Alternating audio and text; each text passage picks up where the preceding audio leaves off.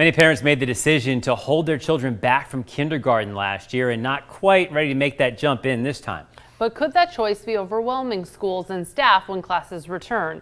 CBS 21's Nick Volturo spoke with area school leaders and shares what he's learned.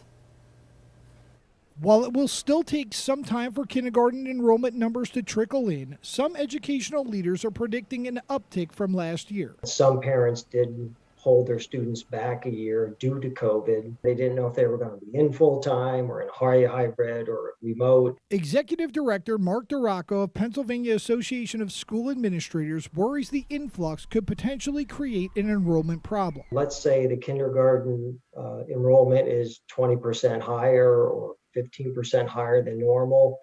That could create the need for additional staffing as that group moves through the system. And he fears with an alarming teacher shortage statewide, it could create some staffing complications. It is a real issue. It's a real dilemma.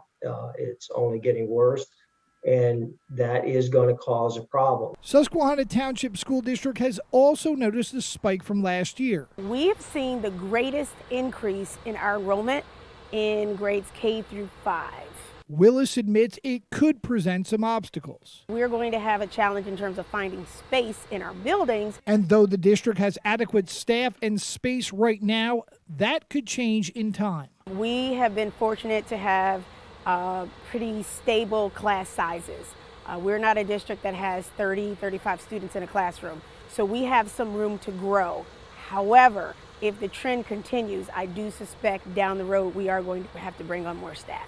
Even private schools like Harrisburg Academy are noticing a similar pattern. Last year, there was a lot of parents, particularly of the 3 and 4-year-olds, who were hesitant because they didn't know what the pandemic would bring. But Mahon's not stressing over the influx after hiring additional staff to meet the growing demand. We actually have hired several new teachers this year